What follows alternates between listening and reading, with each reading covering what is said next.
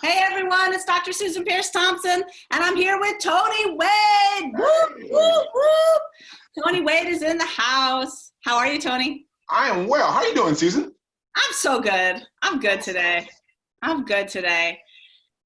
This is what we're doing lately these days, you guys. We're doing an interview on Facebook Live, and Tony Wade is the guest today. So we're going to spend an hour. Post down below, everyone. I want to hear your questions for Tony. As things unfold, you might have questions.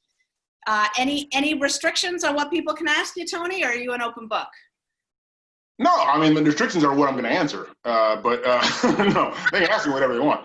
No, I just want to say real quick, I've seen all of the Facebook Live, the four that preceded me, and I was telling Sands beforehand, it's like when you see those posters for like a big festival and they have like Bruno Mars, Metallica, Drake, and that's who you've had so far, and now you go at the bottom of the flyer and there's like, my left nostril, some group you've never heard of. That's what you get today. You're the left nostril? You're not, Tony. Tony has made quite a name for himself, actually, by posting and being hilarious in our Bright Line Eating communities. He's got quite the sense of humor. And yeah, a bunch of people are saying hello. Let's just say hi to some folks. Donna Mayer says, hi, Tony. Pia Bell Lip Poison says, greetings from the Netherlands. Kelly Kernulin says, good morning from Phoenix, Arizona. Tony's in the house. Hi. Donna Mayer says, thanks for your humor. Shauna Keel-Murph is here, and she says, I cannot wait for this, and she's grinning. Janice Gubbins says, hi, Tony. Hi, Susan. Janice from Plymouth watching. Love to you both. Clara Levine says, Tony, can you read what the sign behind you says, please? What is that sign behind you? What does it say? Okay. It says, don't forget where you came from, but never lose sight of where you are going. Love it. And it's a plant. It wasn't here before. I just put it because I was going to be here. I know. So whatever. Okay, it's a plant. It's an advertising. Jaylani Evans says, woohoo, Tony Wade and SPT. Susan Gaynor says, Tony is my favorite nostril. Kathy Lehman says, yay, some Tony inspiration for the day. Hilarious. Valerie Proctor-Connor says, hello from Utah, excited and so ready to laugh. All right. So, Tony, where I want to start is, I want to start by telling our story. Usually I start with your story, but you and I have become friends in Bright Line Eating, and I want to share how it happened. How does that sound? We start there? Okay, but you told the story a couple of days ago, but you didn't start at the beginning. I told who the story a couple of days ago? You told at Facebook Live. You were on your Q&A, because it started in September, actually. September of 2019. Mm-hmm. When I wrote that column, and then you sent me an email. That's what happened. So go ahead and tell the story. Yeah, I don't know who found it originally, but my personal assistant sent me a text message randomly one morning with a link to an article. And I clicked on it and I read it. It wasn't super, super long, so I just read it. And it was a story of this guy's Bright Line Eating journey. And Tony, this was a story that you wrote for a publication. It's like a local Fairfield, California publication? Newspaper, yes. Daily Republic. The Daily Republic in Fairfield, California. And you have a regular column in that newspaper? I have two, Monday and Friday. Yeah, I do. Monday and Friday, nice. So he wrote about his Bright Line Eating journey. Someone found it, someone passed it along, somehow my assistant got her hands on it, she forwarded it to me, and I read it, and I literally thought, this is the most accurate and articulate expression of Bright Line Eating that I've ever read in print. Like, people get it wrong in print. They don't kind of language things right. They confuse what we're doing here in Bright Line Eating with a diet, or they use the terms weird. I don't know, just stuff shows up, like, like they'll say you commit to your food instead of no, we commit our food. It's, I don't know, whatever. They just get it wrong, And I read this and I was like, this dude nailed it. Like, what a smart guy. And so you had your email address just listed at the bottom of the article. So I emailed you. And I don't remember what I said, but do you remember what I said? I said something like, do I remember? I was like, I did that squeak thing, but then you kind of try to act cool. Hi, Susan, how you doing? I respond to you, but I'm, Susan Peirce Thompson. Yeah. So you told me just the things you just said, and also that you had some kin out here, actually where I live. And I was like, what? Get out of town. So. Yeah. So my first cousin, Eudora, lives in Fairfield. So I'm from the San Francisco Bay Area. Fairfield is like sort of extended San Francisco Bay Area.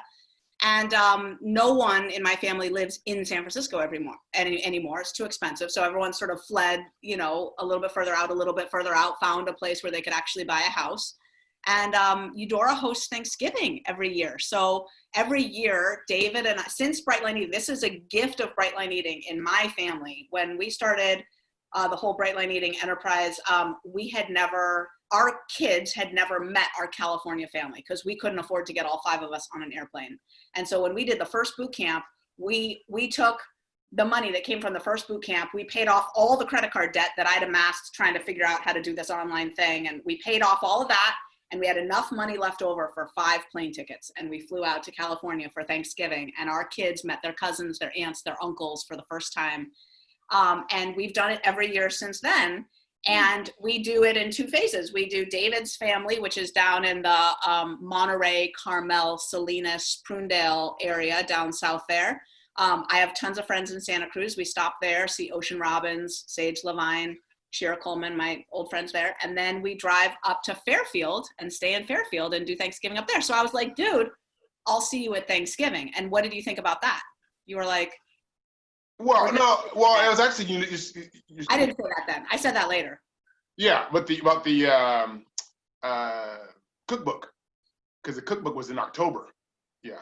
So then the next month, Tony wins the cookbook one of the days of the cookbook. We did this thing to try to get the cookbook on the New York Times list, and Tony did this hilarious, he won the contest by like taking this picture of himself at a Barnes & Noble, weighing the cookbook and saying that he had to rip some pages out to make it the right weight, which was hilarious. And so he won that day, so I called him up. And that's when I really got to know you. I asked for your story then on the phone. Right. And somehow you gamed like signed cookbooks and a phone call. Or I don't maybe I just gifted that Yes. to you. It was supposed to be one or the other. So after we've talked for an hour on the phone, I'm like, and then I felt bad because I didn't give him the choice. I just launched into this conversation. Then I'm like, so do you want the phone call or the signed cookbook? And he's like, I'll take the signed cookbook. After we've talked for an hour, I was like, sure. Awesome. That was well played, Tony. Yes. Yeah, and then you came here in November and Thanksgiving, and we went to a meeting. And yeah, totally. So Tony and I are in a 12-step fellowship, both clean and sober for many, many, many years. Tony, you're coming up on, did you say 20? I got to put this in my phone. Did you say June? June 14th. June 14th, 28 1992. You'll 28 years. Okay, I'm putting that in my phone. June 14th. Tony Wade. At 7:22 p.m. No, I'm just kidding. All right. Yeah, we went to a meeting. And we were at a meeting just a couple days ago. I popped into your home group on Zoom. Right. Yeah. That was cool. 1992. So that's our story. Tony sends me I go MIA. I can't catch everything that's happening everywhere. Maybe people out there can relate. We do a lot of stuff around here in Bright Line Eating Land, so nobody can catch it all, including me. But Tony makes sure that I'm up on his stuff because he sends me the funniest stuff by text. He's like, "Hey, did you see this? Hey, did you see this?" And it's awesome. So Tony, you're coming from big numbers, right? And you're a big guy. Just saying. Like I've met Tony, 6'5". No, I'm 5'16", actually. So it's 6'4". Oh, I always get that wrong. Why do I keep thinking you're 6'5"? All right, hold on. This has got to repeat every year. Okay, I'm done being distracting. Okay. If I wear my boots, I'm probably 6'5". But yeah. So and I weighed 381 when I came to be. But at the top, what's your highest weight ever, dude? Oh, my highest weight was in about 2005. And I recently posted a picture of around that time. It was like 464. 464 pounds. Yes. That's the one that I remember, because I remember at the doctor's office and seeing, and they had one of those scales that could actually weigh, somebody that big. Yeah, 464. Right. How did you get that weight? Like even at doctor's offices, it pegs at 350 usually. No, they had one of those I don't know what they call that thing. I mean, it's for cattle. No, I don't know. Right? It's like a platform to weigh. Yeah, it's a big old thing. Yeah, it's they, a big old. And actually, I'm glad you said that, because actually, I had to go to a different place to get weighed. I had totally forgot about that till just now. I had to go to a different spot to get weighed, which is, there's that, which is his own humiliation in and of itself. Totally. So. Were you overweight as a kid, Tony? No, that's the thing. They used to call me beanpole. They called me, my brother called me bony, lanky. People hadn't called me lanky for some time, and it's just that I think what happened was, just little by little, I started putting it on. Starting when? Probably after high school. After high school, because I remember having my license for years, and my weight on there said, I think, 200 pounds. And then by that, everybody lies in their license anyway. But normal for 6'4", 200 pounds. Yeah. Okay. Yeah, but it hadn't been accurate for some time. But I don't really know. It's kind of like I started being able to, you can eat your own food, and ordering pizza, eating the whole pizza, that whole thing. Now, I should say I'm a 7 on the susceptibility scale. And so I don't have the experience of a lot of people. I read things all the time in the group about people who have a 10++, and I don't relate to that, but I relate to enough, to know that I'm a food addict and I got issues, so. And this is so interesting, because I get this because I don't come from huge numbers. I was technically obese, but just, a smidge over the obese line. And honestly, I wasn't bigger than really only slightly bigger than the average American woman right now. Technically obese, but never morbidly obese. And I really don't come from big numbers. The people in my life don't remember me being obese. I was mostly overweight. But my strain of food addiction is among the worst I've ever seen. Like, I have I'm a 10+ to infinity. And I really have internalized that the correlation between weight and food addiction is way looser than you would think. Like, I really get that you could be 465 pounds and not be a 10 on the susceptibility scale, right? I really, really get that. Like, if you just have a body that is predisposed to taking those extra calories and socking on weight, you have a brain that's just kind of, maybe a little more than a garden variety brain, but the food out there is pretty sexy and yummy. And if you just eat a little too much of it every day, you gain weight every day, every week, every month, every year, and it accumulates, right? And if that's the kind of biology you've got, you don't have to have the kind of insanity, the kind of radical warp in the brain that someone like me had. And so I think it's so interesting, because I see people get into trouble both ways. People who are like you, who have an enormous weight problem, but are actually keeping themselves from full recovery. You're not doing this, to my knowledge, but I see no evidence of you doing this, but they're keeping themselves from full recovery because they're like, I'm not as bad as these, the Peirce Thompsons, right? Right. And they're not actually taking the full prescription. And then someone else is looking at them going, well, I don't have a weight problem like them. You know what I mean? Like, I'm 20 pounds overweight, right? And meanwhile, they're sneaking food and hiding it and hating themselves and, obsessing all day about the cup of low-fat frozen yogurt that they might allow themselves if they run 10 pounds first. And I'm looking at them going, you have no idea. You're insane, right? You have. So anyway, yeah. So you're a 7 on the scale, but you have submitted to this program fully. Yeah. You're just doing this. Oh yeah. And it's great. Perfect timing, because your vlog yesterday about that question is asked so often by people. Why do some people get it, and why does it? And when I listen to it, I go, this is spot on. Because for one, and you did mention about how everybody's circumstances are different. I have friends who started just recently started, and she's got a bunch of small children, and so things like that. But also the thing you said about being, this is the last house on the block for me. I didn't do like 16 different programs or whatever, but I did enough to know that when I came to BLE, this had to be it, you know. And also, I will say this, that when I read the book, I was convinced there were things in your book that I hadn't come across anywhere else.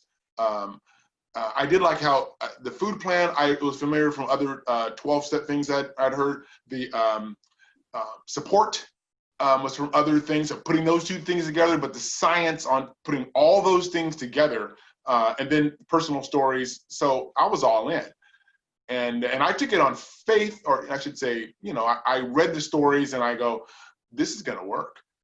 I can get thin. And I never thought that before with anything else. Not like that. Yeah. So let's just go to the comments really quickly, see what's going on down there, and then we'll keep going with your story. Carol O'Mara says, hi, Tony. I always read your posts, so looking forward to this. Belinda Silva Atenisi. Oh, Belinda. From Tony's fan club in Fairfield, California. You know Belinda? Nice. Yes, super into mine. Carol Caldwell says, I just ran across the room to get here for you two. So cute.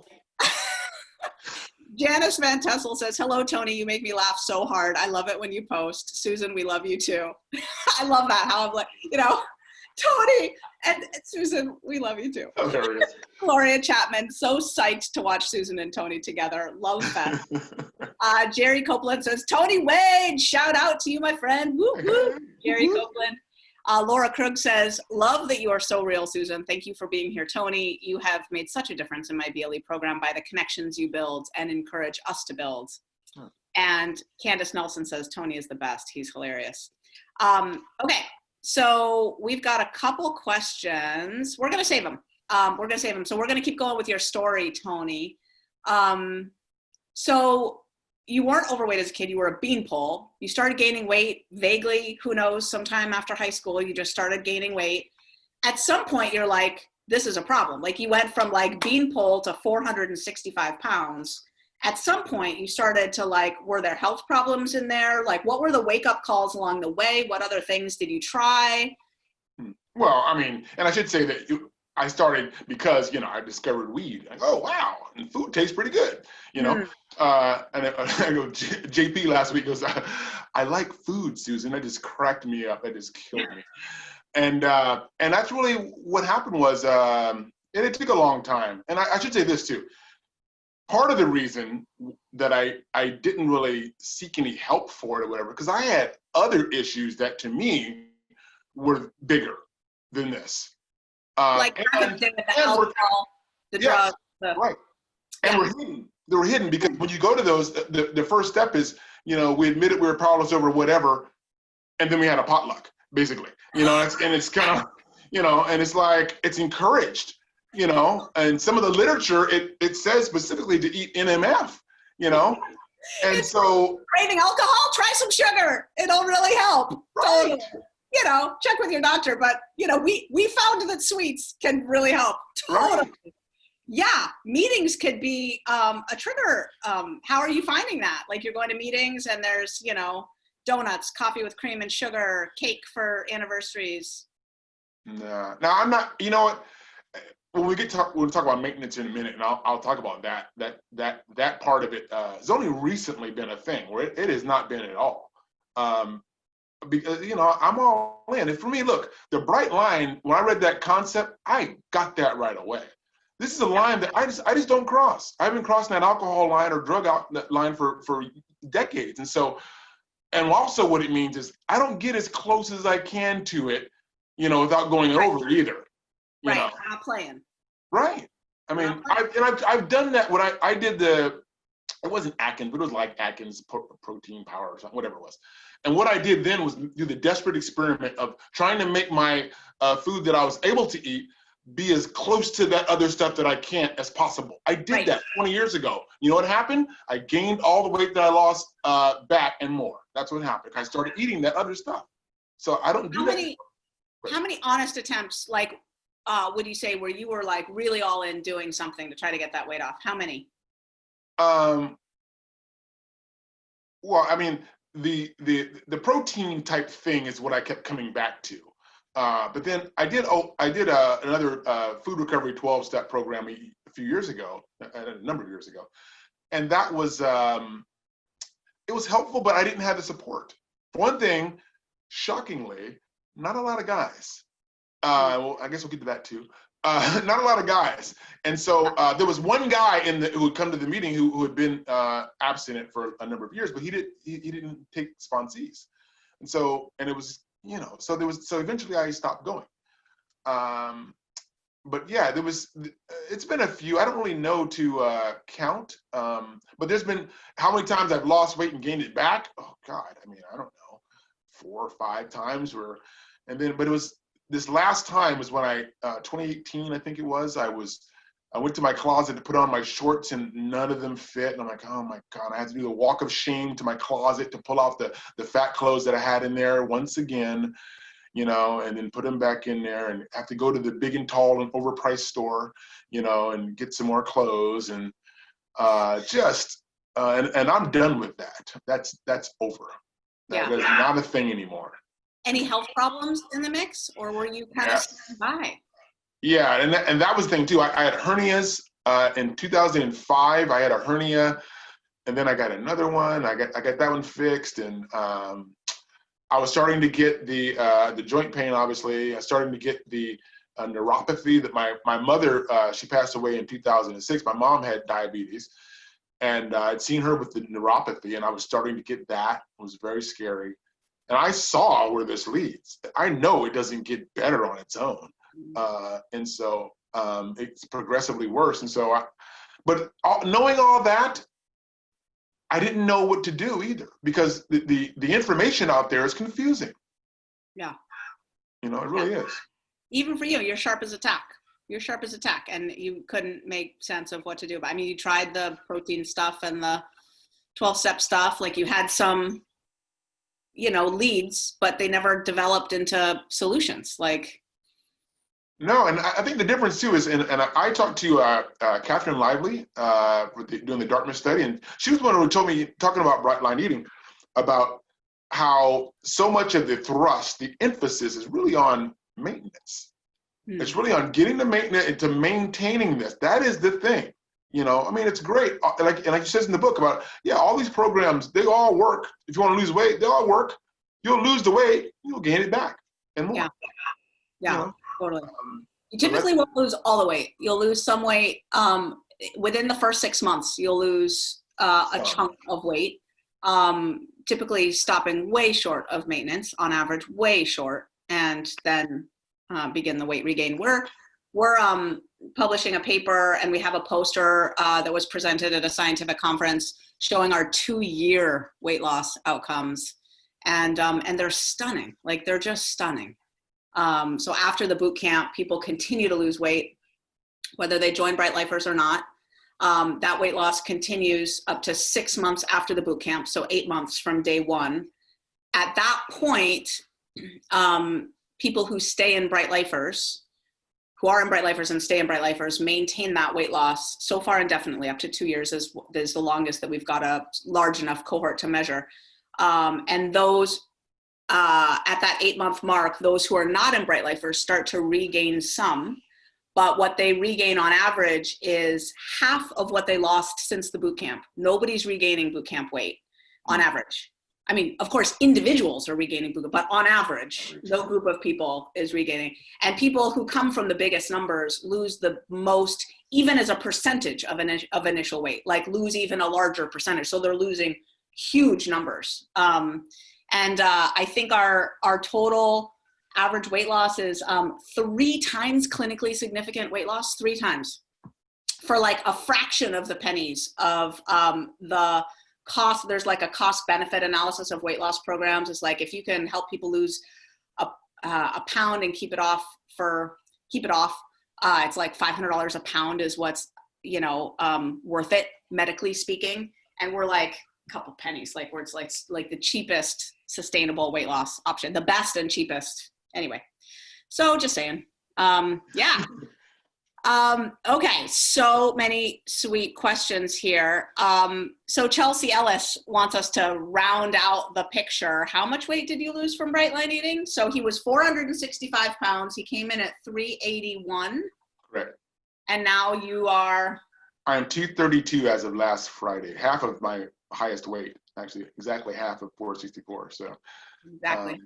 Yeah, so I've lost 149 pounds since it's almost a year. It'll be a year on the 17th of this month.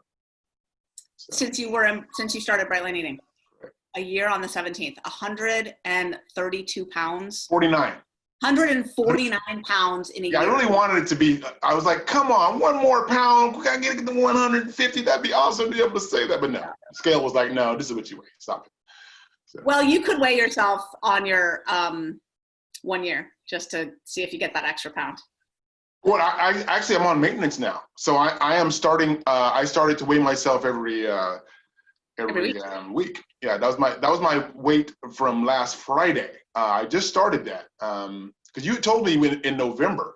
You said about to get ready for maintenance and to be prepared for it, and I wasn't even close then. Yeah. And what people have asked me, what's your goal weight? What's your goal weight? And I was like, I'll let my body tell me when.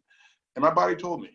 It was, and this kind of goes what we were talking about before about the cravings and whatnot. Yeah. I did not have that problem. And then I was watching Ozark on Netflix, and they at one of the scenes they go to a restaurant, and they're having those. I don't want to use the term. Those round. Huh? NMFs. Yes, NMFs. Yeah, and boom, it hit my head. I was like, wow, and I felt it in my stomach, and I was like, wow, that has not happened. And I was getting hungry, and then I've been losing on average probably about 10 to 12 pounds a month, and I lost 4 pounds. And so I was like, and I wear a size medium. I can wear a medium. A large is more comfortable. I wear a medium. And I was wearing a 4X last year, and I'm like, what? I need to wear a small shirt. I think I'm listening to my body. Okay, yeah. Just knock it off. You're 6'4". You don't need to wear a small shirt. Yeah. Right. Okay, so let's just keep going with this because it's fascinating. So what did you do? You've added some food, I hope? Yeah, well, the next day. So I went to my the men's group, the Bright Lifers men's group. We had a meeting that day, and I had just eaten my lunch right before the Zoom meeting, and because I still have a thing about going to Zoom meetings and eating during. I don't know. I don't want to eat in front of somebody. Yeah. Anyway, but I just ate my lunch and I had added some grain, and oh my God, I couldn't eat for like 8 hours. Really? After that.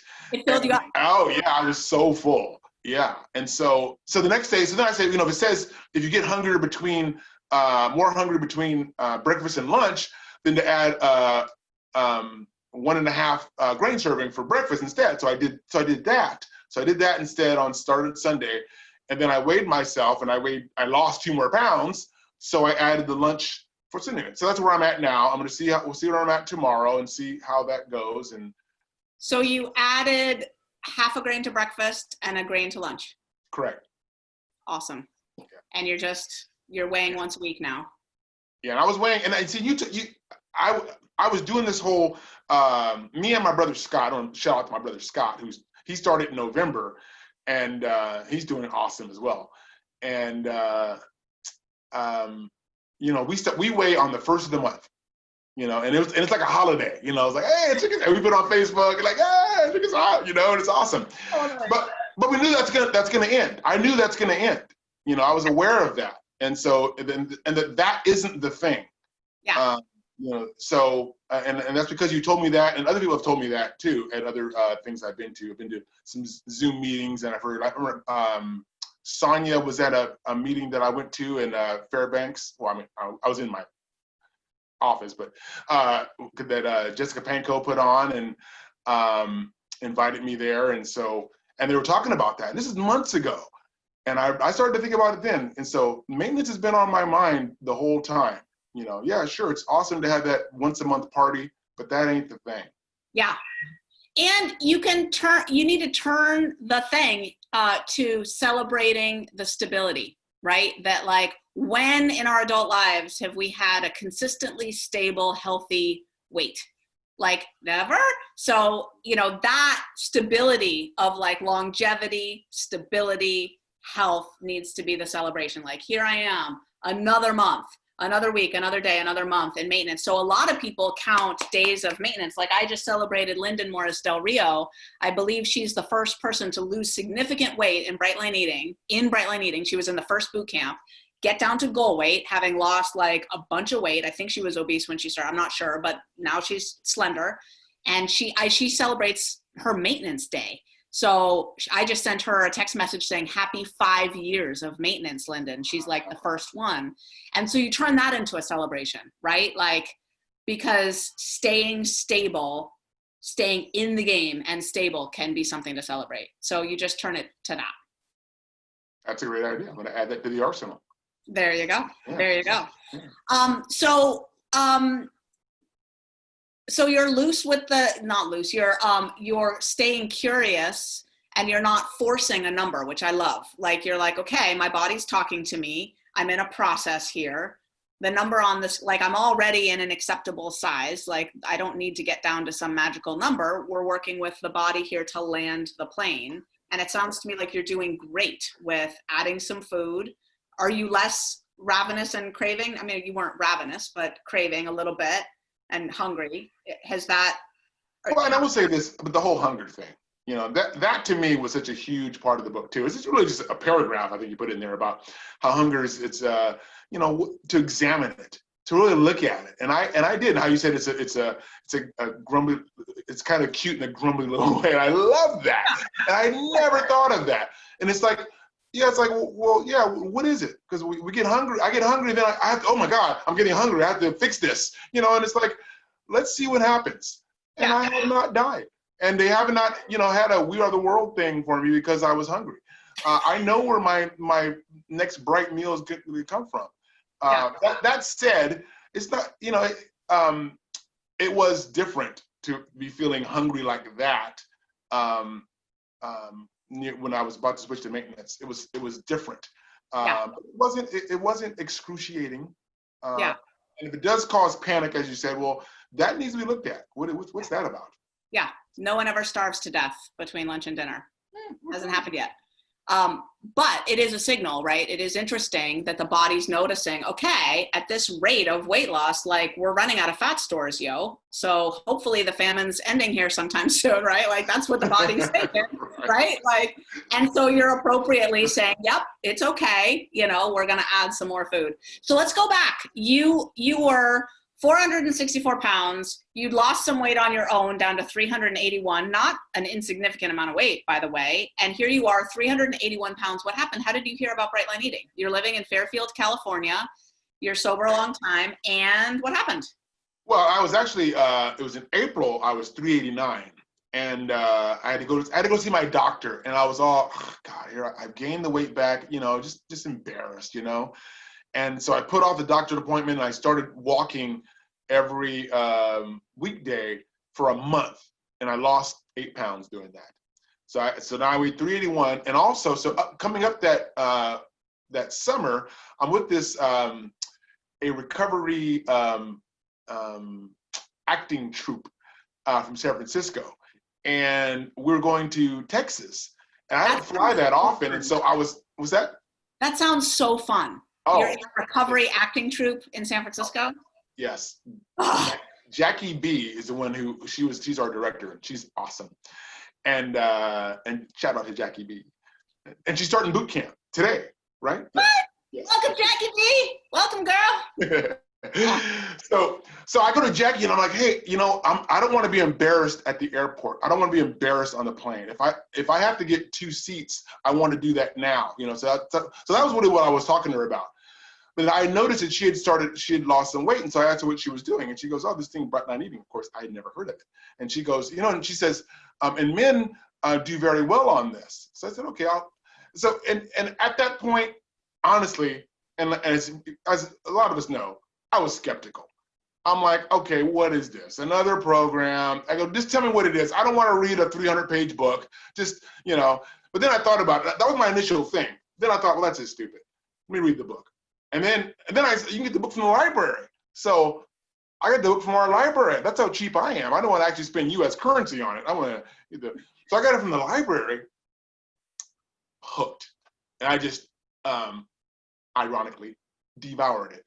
And and I remember reading it, and I would send Jackie text, I'm on page 78, this is awesome. I'm like, oh, this is, the part about how these different natural things like flour and sugar and how they're like cocaine and heroin, that hit so hard.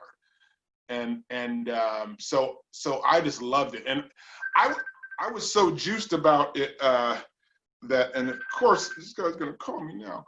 I was so juiced about doing the program that I didn't care about, you know, we do the Last Suppering thing, you know, okay, we have to go, and I don't mean that as disrespectful to people who are religious. I'm just saying people, we okay, well, we got to eat our food before we go to BLE. I wasn't like that. I was like, you know, I'm ready to do this. I was so ready to do it that I started on May 17th, which was a Friday. I didn't want to wait till, you know, next week, you know. I just wanted to do it. And so I gave up coffee, you know, I gave up caffeine. I don't, you know, I know a lot of people drink caffeine, that's fine. I'm saying for me, I just wanted to feel the full effect, you know. Wow. And Cold turkey. Did you have withdrawal symptoms? For like, I mean, I had done it before. So, and I think Emily talked about the hardest thing she gave up was smoking. I would probably put that up there too. So coffee was not as hard as smoking. Yeah, I had dreams down sugar smoking. and flour and all of it. You went cold turkey on caffeine, sugar, flour. Whew. And did you experience any flu-like symptoms or withdrawal symptoms from all that, doing cold turkey on everything like that? Well, I will say this, that I was already not eating flour and sugar, sort of, you know. What I mean by that is I didn't know how many things had sugar in it. You know, I'm looking at salt. I was like, why is there sugar in salt? I mean, I was completely serious. I had no idea. And things like that. Or like I was making my smoothies and I'm looking at the soy milk or whatever. I'm getting the one that has sugar in it. I just didn't, you know. So it wasn't completely like that. Now the artificial sweeteners, I was like, oh, I gotta give up those too.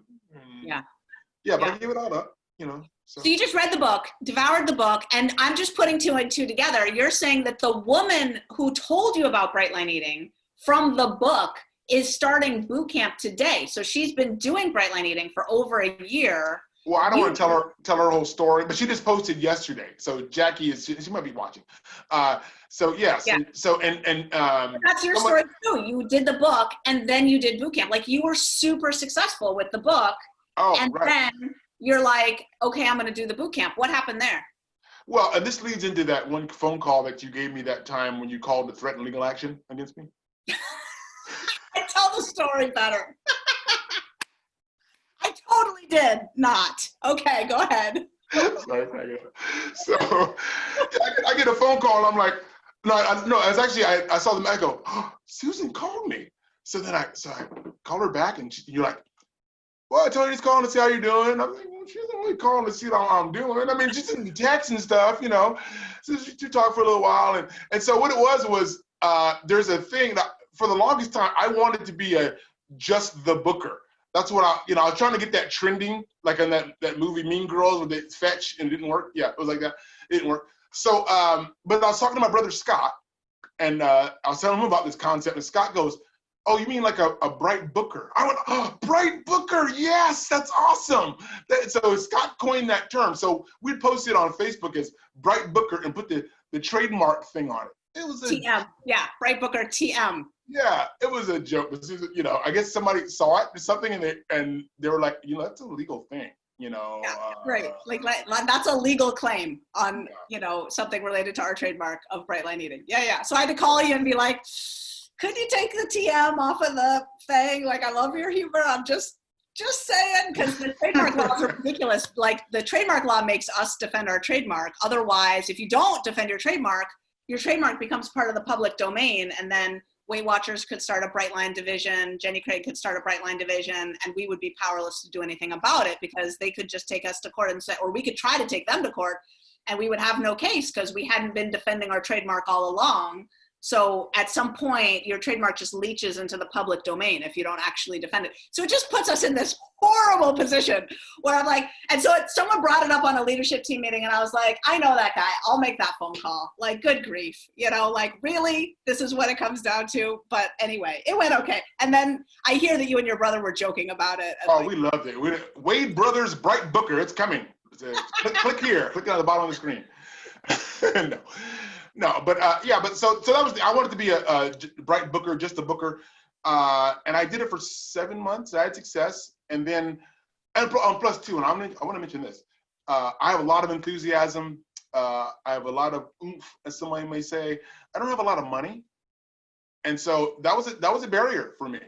And so I am so grateful for the scholarships that Bright Line Eating has. So grateful for that, because that helped me immensely. So then I was able to, when they made me like the Godfather, they made me an offer I couldn't refuse. And I was like, oh, okay, I can do that. Scholarship.brightlineeating.com. We don't make money an issue. We want to serve you. We want you on the mothership. Scholarship.brightlineeating.com. It's not about the money for us. We're here to serve people. So yes, I'm so glad you mentioned that. Yeah, and it was helpful. Then I go to do the boot camp, and honestly, and I posted this too. I wasn't brand new at Bright Line Eating, and so a lot of the early ones weren't, you know, things that I didn't know about. And I will say that all of it is more in depth, and I think I appreciate the boot camp even more now, you know, because there are things that I refer back to all the time. In it, I mean, the material, and and honestly, there's some stuff that I haven't got to yet, to be honest. Some of the bonuses I haven't got to yet. There's so much. There's such a wealth of material. And so, yeah, I appreciate it immensely now. More so than at the time, I think. And at first you didn't join Bright Lifers, but then you did. You're just telling my whole story, aren't you? I mean, why are you on my business? I was like, Tony didn't join Bright Lifers, dude. You're killing me.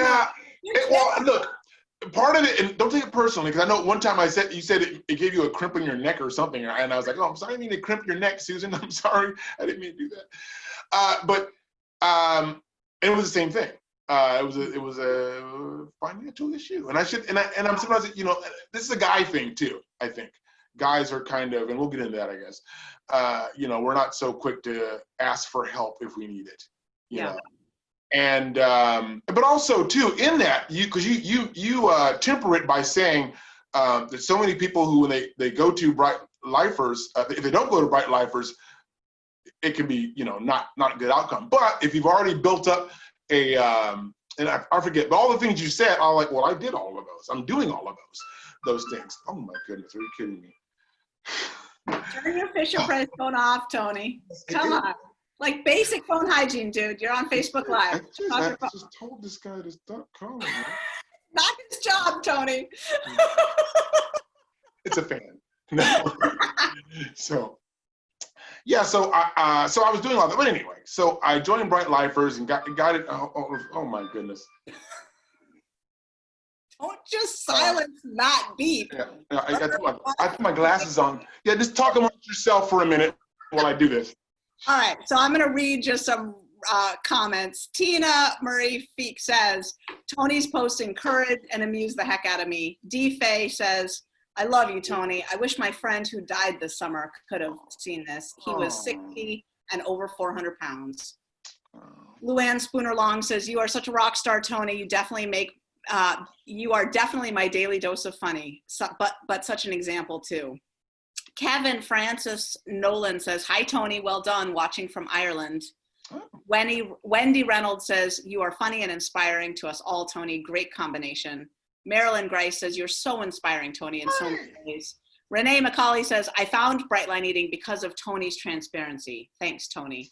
Wow. Rob Rains says, Tony, brother, you are a rock star. So proud to know you and to have shared similar stories with you. Thanks for courageously sharing with so many. And Jackie B from SF says, I need extra support during quarantine, so I joined boot camp. Is that the Jackie? That's Jackie B! Support during quarantine. It's a perfect thing, Jackie. I'm so glad. Welcome to the Bright Line Eating boot camp. She is so awesome. Beautiful. So we want to talk about, so we're running out of time. We've got a few questions, and we still do have a little bit of time. I just want to make sure that we are using it the way we want to. There is a link for anyone who's curious in the show notes and in the pinned caption, just to take the quiz and see where you are. Tony's a 7, I'm a 10. And, you know, bright line eating helps people take off weight no matter where they're at on the susceptibility scale, but it also helps people get peaceful around food if they're high on the susceptibility scale, even if they have no weight to lose. So we treat food addiction and overweight and obesity around here. So that quiz can be really helpful. It's only 5 questions. It takes about 30 seconds to answer. So Tony, you want to talk about men being male in bright line eating. Yes. What else do you want to talk about? Yeah, well, the men thing is, and I should say that I do identify as a Caucasian female. So, just kidding. That's a standard Caucasian female. Nice. No, but yeah. So the men thing. So yeah, I did notice there's not a lot of guys here, and I think that's true of most weight loss things. You know, right? But at the same time, that it wasn't like I when I read the book that mattered. It didn't matter to me. There wasn't any, you know, it wasn't something that was going to make me, oh, I don't want to do this type of thing, because, you know, and I will say, like, but there are things like the whole bunny slippers thing, for instance. I get the concept. I agree with the concept. I've used that concept. Actual bunny slippers, not feeling that. You know, so now, and I took a poll. I did it in the official thing and in the group about what should we have instead of bunny slippers, and it was agreed, like 97.8% we should have Las Vegas Raiders slippers. Everybody agreed. You don't have to check the Facebook Live to see if I'm lying. It's true. So. Right. All right, just kidding. No, but anyway, things like that, and it isn't just that. It's just that guys, we tend to, in general, this is all generalizations. We tend to process information differently than women. Yeah. Vice versa, you know. And so, there are like certain things like there's certain parts of BLE that, like journaling. I don't really journal. And that said, as a guy who, when I was 10 years old, I had a diary that, which I still have, because I saw an episode of Gilligan's Island where Gilligan got one. I go, that'd be cool. And so I have kept, I kept journals, because it sounds more masculine to say journal than diary. But I've kept those, but I don't really journal now. My journaling is what I post in groups. That's something that comes in my head, and I will post it in a group, or talk about it at a Zoom meeting or something, and things like that. So. Brian Boyd says, I want to be like Tony when I grow up. Brian Boyd! Brian Boyd in the house. All right. Yeah, and so I just want to say that our retention rates for men are pretty low, and our percentages of men are pretty low.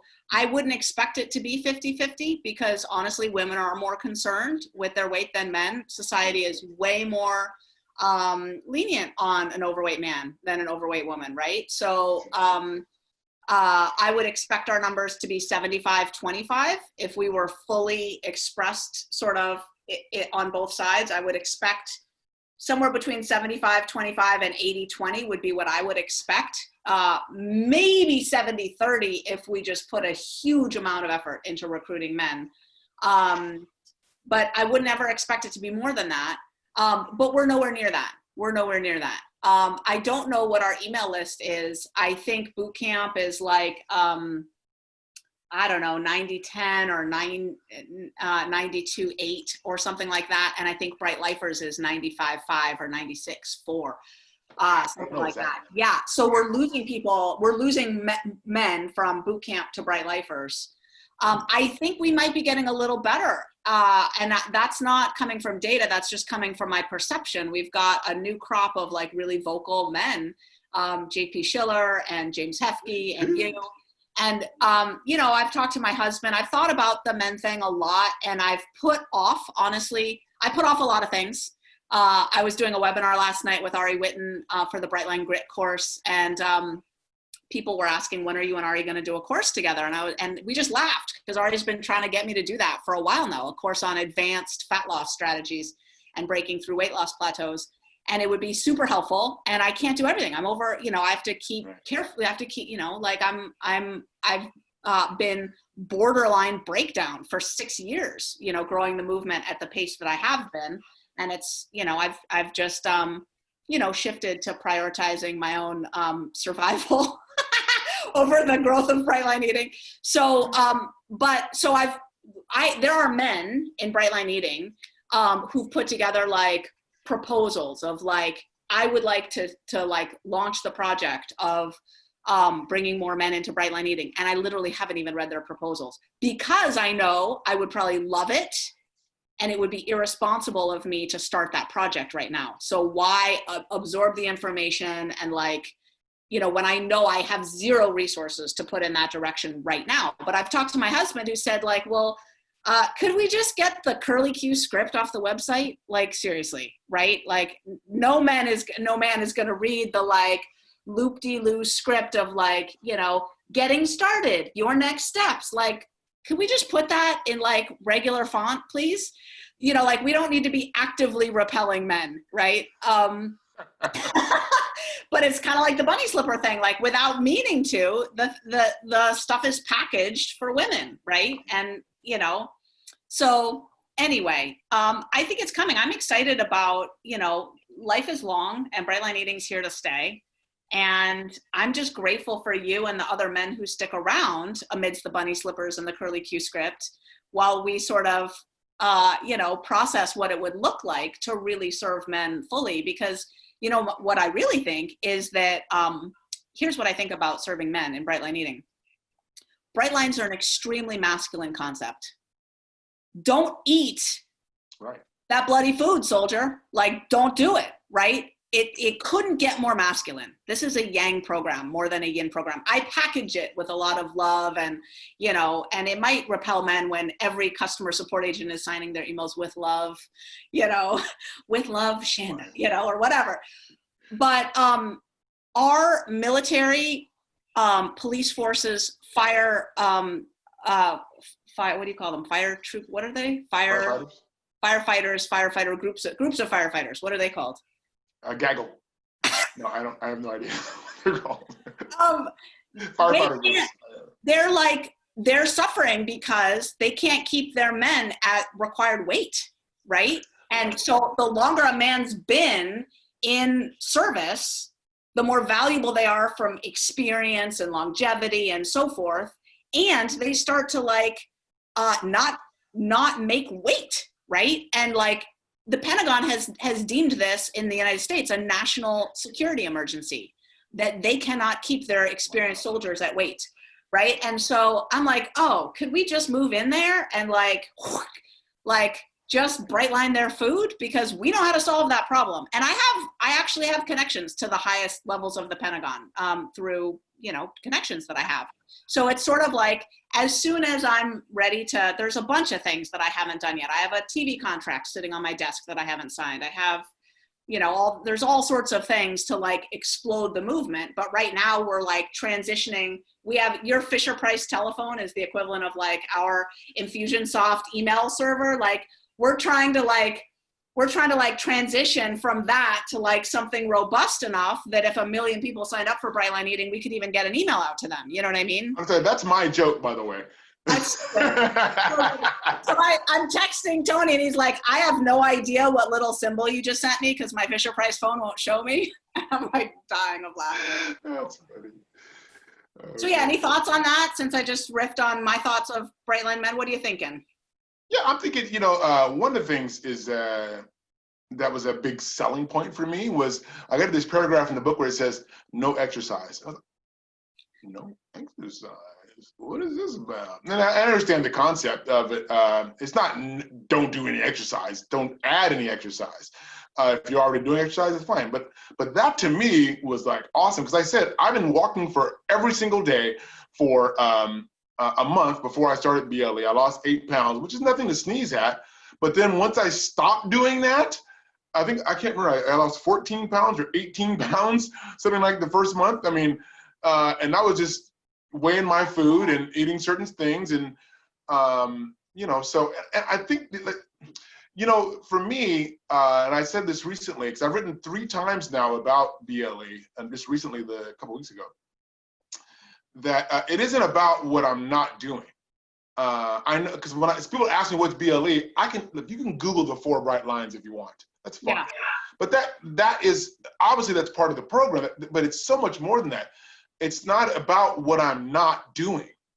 It's just like I love, my favorite form of books are nonfiction books, which I think is a terrible way to describe something of what it's not, but it's about, I get to eat protein. I eat a gang of vegetables. I eat fruit. I eat healthy fats. I mean, all this stuff, grains. And it is every real food in existence. Right. There is no real food that we don't eat in Bright Line Eating. The only reason we wouldn't eat it is if it's not a food. Right. And so I switched recently a couple months ago to whole food plant-based, which I never saw coming. Would never imagine that I would be eating this. But I was mainly doing that anyway. And so and that wasn't as big a switch from where I came from, starting BLE to, switching to whole food plant-based. It was, okay, well, I'm kind of doing that anyway. Why did you do that? A number of things. I watched a few of the documentaries, and the ones everybody's seen. There's a bunch out there. Yeah. And the China study, the book, The China Study, really hit me hard. I was like, wow, this is. And once I quit too, I feel awesome. I just recently had some labs done just a couple of days ago, and everything is in the normal range, which was not the way it was before. Nice. So, it's working for me. Beautiful. People are loving your comment about your journaling being done through your online posts and reflections. That's really resonating with people. Paula Lindsay is here, and she says that Tony's original article was the nudge I needed to take control, and it's been 7 months now. People are wondering where they can read your original article. Can we find that somehow? Where would they find that? I'm not at liberty to reveal that. I'm sorry. No, I'm just kidding. Never mind. My team's already found it. They're on it. They're all over it. Yes. They're all over it. The link is in the comments. All right. So questions. Liz, we were just talking about this. Liz Ryan Malinowski says, Tony, do you exercise? So are you exercising now? Right now, I'm talking to Susan Peirce Thompson, so no, exercising my brain knockout stuff. Yes, actually I am. I started going to a gym in December, but I was only going to the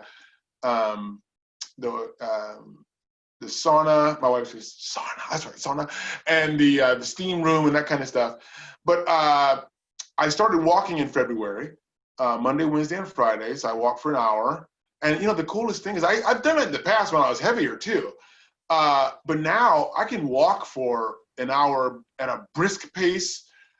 I'm not, and I'm not, my joints aren't killing me. Yeah. And I feel good. It's completely different. I feel lighter. I mean, it sounds silly, but I do. I feel lighter. I mean, because I am. But so the short answer is yes. I'm going to add weight training too, some weight training, because my arms are like, I bought a basketball because I wanted to go shoot some baskets. I haven't done that in forever. Yeah. And so I went, and this is like 2 days before we got locked down.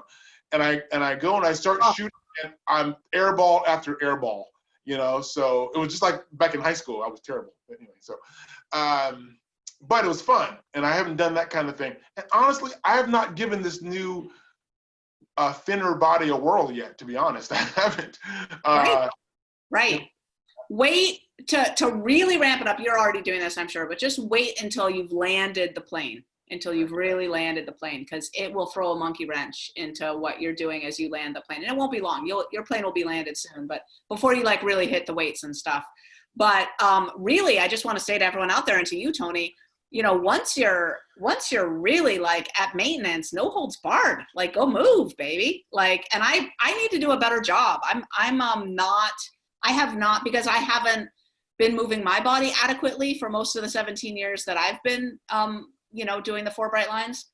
I haven't done a good job of modeling reminding people once you've landed the plane, make sure you're moving your body. Like, it's important. It's super important. You got to pick it back up. Like, the moratorium ends. Your get out of jail free card ends. You don't get to not exercise indefinitely and stay healthy and fit. Like, I ran into that myself just a few months ago. My shoulders were so jacked up from shoulder impingements, from bad posture, weak back, that I couldn't put my purse on the passenger seat of my car without pain. Like, my shoulder wouldn't let me move my arm that way. And I'm like, oh, seriously?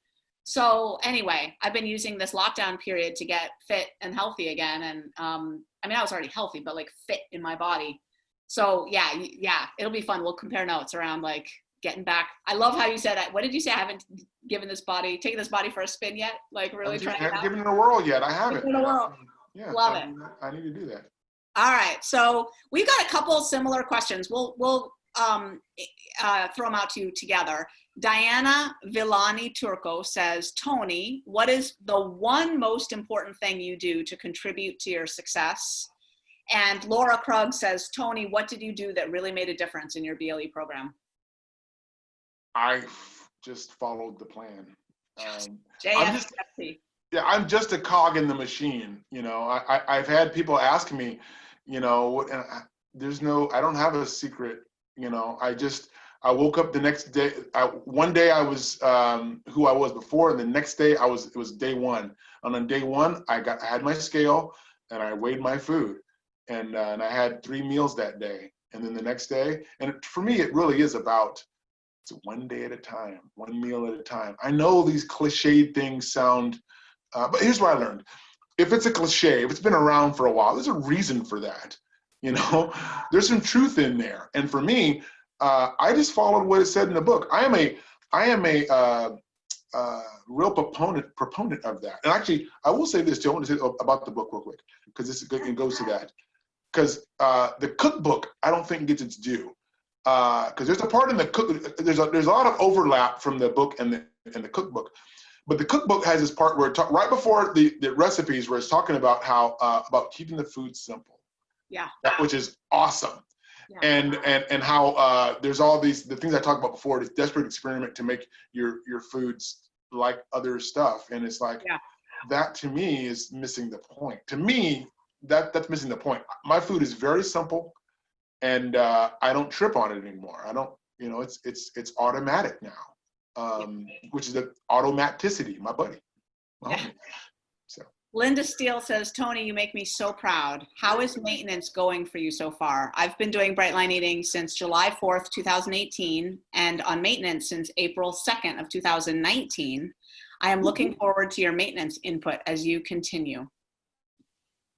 It is going great so far. Every group I've been, I go to the Bright Lifers Men group. They have a group on Saturdays, and Bright Lifers 12-step group is awesome. I go to that group as well, and I always bring up about maintenance, and I always pick the brain of people. You know, I was at that meeting where it was for Bill and Tracy Krintz in Fairbanks, and I got invited to that, and Sonia was there, and Molly Dugan, and they were talking about, you know, you get to maintenance now. What do you do? You know, what's it about? You get to, you know, you have your life now. What are you going to do? And so that to me is like, why am I doing this whole thing? What's this about? You know, it's trying to be my most actualized self. I am the most clear-headed and confident I think I've been in my life now. Yeah. So aside from the other stuff, yeah, it's great that I can wear clothes that fit now. Aside from all that stuff, I feel, like I said, I feel clear-headed. I more so than at any point in my life. And that's so, maintenance has been great. And that's only been a week. So talk to me in a couple of weeks. I might go, this sucks. No, I won't say that. Nice. I think, Marilyn Grace says, is your wife on the program? Also, Tony, is your wife on the program? She is not, but she is reading the book, actually, as it happens. I have a copy that I use, which is I have the one you signed for me, which I don't use. You know, It's in a frame. It's not in a frame, but and then I have my other one, and she wanted to read my book. I go, yes, you can read it. But you can't have it because I need this. I gotta refer back to it and stuff. And she's in our mastermind group. Marilyn's in our mastermind group. We just started the Bright Beacon Mastermind Group, which that's the thing. Since the quarantine, I've leaned into into the support way more than I was. I do a Zoom call on Fridays. We have at noon on Pacific. This is an advertisement. It should be on your screen right now. No? Anyway, but do that, and also the meetings I mentioned. But yeah, the mastermind group is really cool. Marilyn, and Mary, and me. So TDM. Marilyn and Mary? Yes. That's incredible. That is incredible. Jackie B from San Francisco says, how has the COVID crisis and shelter in place affected your Bright Line Eating experience, if at all? I think what it's done is made me aware of, here's the thing. Honestly, this has not been hard for me. BLE has not been hard for me. It hasn't. I'm just being honest. And that's telling my story. That's telling my truth. It has not been hard. I saw this is what I need to do. Okay, well then I'm going to do that. And I'm going to do it just for today, right now, today, May the 14th.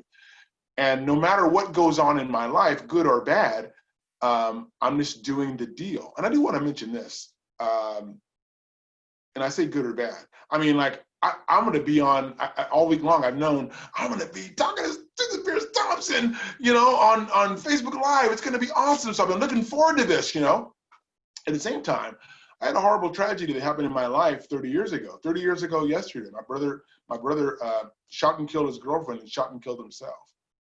And it's something that's, it's something that I wrote about it this past week.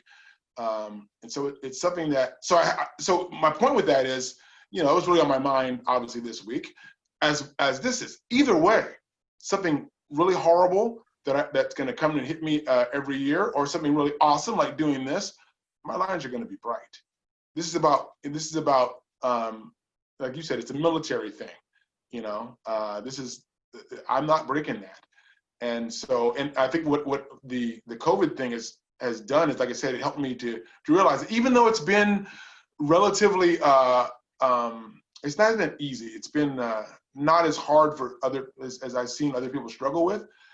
I don't know that that's always going to be the case. And so I need to make sure that I have tools to handle that. And best to do it, to get that tool first and to go hunting for it when you need it and you don't have it. So that's what I've been leaning into my support as you talk about it. So yeah, good to see you, Jackie. And so with COVID-19, like no issues? I mean, I'm stressed. I mean, who isn't stressed about it? Of course, but it's something that I can't control. I can't. For me, I just, I will say that I have way more canned foods and stuff than I ever had before, that kind of thing. So yeah, I do have my bright, and the great thing about this whole pandemic thing is that whole food plant-based, I go to the store, they ain't buying my food. Yeah. I got all kind of tofu. You want tofu, firm, extra firm, fluffy, whatever you want. We got it all. Ain't nobody buying that. So. Totally. It's true. And by and large, the produce too. Produce too. Berries are there every week. Right. Yeah, totally. Oh, Tony, such a treat to be with you. I think Laura Krug says it well when she says, thanks for a great interview. Clear and confident, 2 of the C's of the highest self. Clear and confident. Love it, Tony. And what Tony has experienced, what you've experienced, Tony, is typical for someone who shows up ready to just work the program as outlined.